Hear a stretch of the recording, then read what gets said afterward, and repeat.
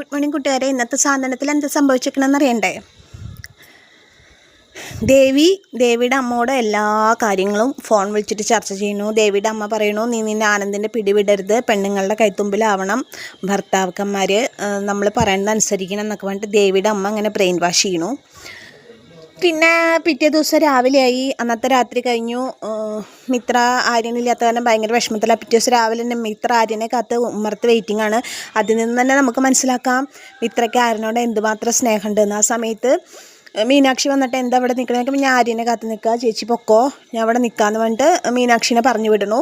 ബാലൻ ചായ കുടിക്കാൻ വേണ്ടിയിട്ട് വന്ന സമയത്ത് ആര്യൻ വന്നോ എന്ന് ചോദിക്കുമ്പോൾ ഗോമതി പറയണു, ഇന്നലെ രാത്രി വന്ന് കിടന്നുറങ്ങണം, ഞാൻ അവനോട് ഇപ്പോൾ സംസാരിക്കട്ടെ പറയുമ്പോൾ വേണ്ട, അവൻ കിടന്നുറങ്ങാൻ റെസ്റ്റ് എടുക്കട്ടെ പറഞ്ഞിട്ട് ഗോമതിയെ തടയണു. പക്ഷേ ആ സമയത്ത് തന്നെ പാരയായിട്ട് ദേവി വന്നിട്ട് പറയാണ്, ഏതാര്യനും അമ്മ വന്നിട്ടുണ്ട്, ഇവിടെ എത്ര ആര്യന്മാരുണ്ട്, ആകെ ഒരു ആര്യനല്ലല്ലോ, ആ ആര്യം വന്നിട്ടില്ലല്ലോ എന്നൊക്കെ പറയാണ് ദേവി അതിലൊരു പാര പണിതു. അവൻ വന്നിട്ടില്ല, ഇപ്പോൾ ഗോമതി നീയാണ് കള്ളത്തരത്തിന് കൂട്ടി നിൽക്കണത് പറഞ്ഞിട്ട് ബാലൻ ഗോമതിയോട് ദേഷ്യപ്പെടുന്നു. ഇപ്പോൾ ഗോമതി പറയുന്ന ഒരു പ്രശ്നം ഉണ്ടാവണമെന്ന് വിചാരിച്ചിട്ടാണ് ഞാൻ പറഞ്ഞത് എന്നൊക്കെ പറയുന്നു.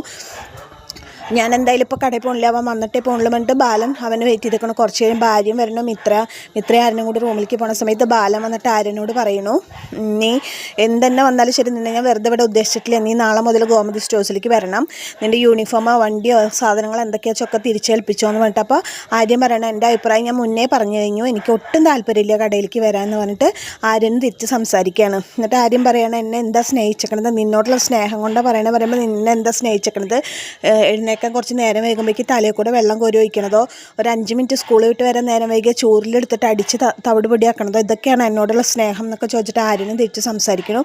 അങ്ങനെ ബാലൻ ദേഷ്യം വന്നിട്ട് പോകുന്നു റൂമിൽ നിന്ന്.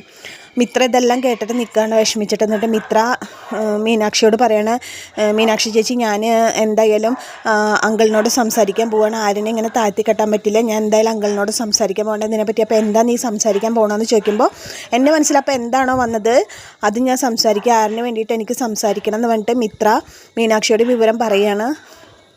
ഇനി ഇത്രയും അങ്കിളും തമ്മിൽ എന്തൊക്കെ സംസാരം ഉണ്ടാവുമെന്ന് നാളത്തെ എപ്പിസോഡിലായിരിക്കും. ഇതാണ് ഇന്നത്തെ കഥ. അപ്പോൾ ഇതൊക്കെ കേട്ടിട്ട് ഇഷ്ടമായെങ്കിൽ ഒരു ലൈക്കും സബ്സ്ക്രൈബൊക്കെ തരണേ കൂട്ടുകാരെ.